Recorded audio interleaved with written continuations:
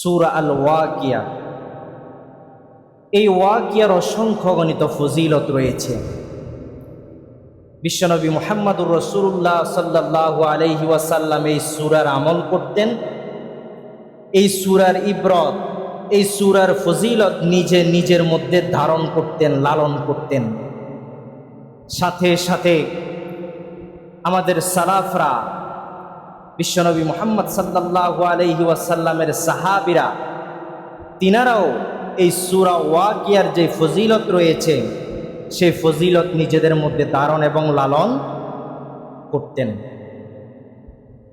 এই সূরার সবচাইতে বড় একটা ফজিলত হলো এই সূরা নিয়মিত যারা তেলাওয়াত করবে, নিয়মিত যারা পাঠ করবে, আল্লাহর নবী সাল্লাল্লাহু আলাইহি ওয়াসাল্লামের সাহাবীদের বর্ণনা মতে আল্লাহ রাব্বুল আলামিন আল্লাহর ওই গোলামকে দরিদ্রতা থেকে, ঋণগ্রস্ততা থেকে মুক্তি দান করবেন। সুবহানাল্লাহি ওয়া বিহামদিহি। হাদিসের মধ্যে এসেছে, হযরত আব্দুল্লাহ ইবনে মাসউদ রাদিয়াল্লাহু তাআলা আনহু বললেন, যেই ব্যক্তি প্রতি রাতে সূরা ওয়াকিয়া তেলাওয়াত করবে, আল্লাহ রাব্বুল আলামিন ওই বান্দাকে ঋণ এবং দরিদ্রতা থেকে মুক্তি দান করবেন। সুবহানাল্লাহি ওয়া বিহামদিহি। এই হাদিসের ব্যাখ্যা, এই হাদিসের যে তাফসীর রয়েছে, এই হাদিসের যে ফজিলত রয়েছে, সেই ফজিলত, সেই তাফসীর, সেই বাস্তব উদাহরণ স্বয়ং হযরত আব্দুল্লাহ ইবনে মাসউদ রাদিয়াল্লাহু তাআলা আনহু। সুবহানাল্লাহি ওয়া বিহামদিহি।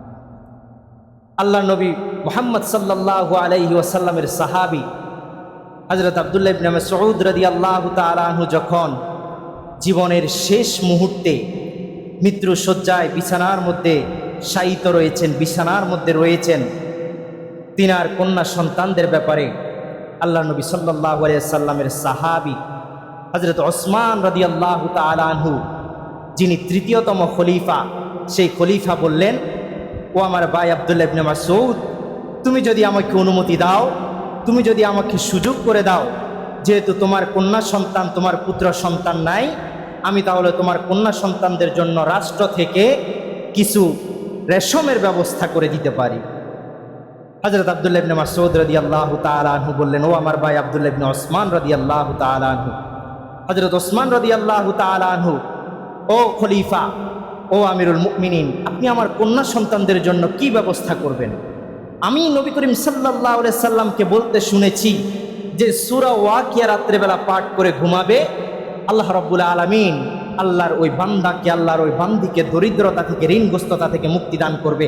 আমি তো আমার কন্যা সন্তানকে সূরা ওয়াকিয়া শিখিয়েছি, আমার কন্যা সন্তানরা সেই সূরা ওয়াকিয়ার ইবাদত করে, সূরা ওয়াকিয়ার আমল করে, আপনি তাদের জন্য কি ব্যবস্থা করবেন? সুবহানাল্লাহি ওয়া বিহামদিহি।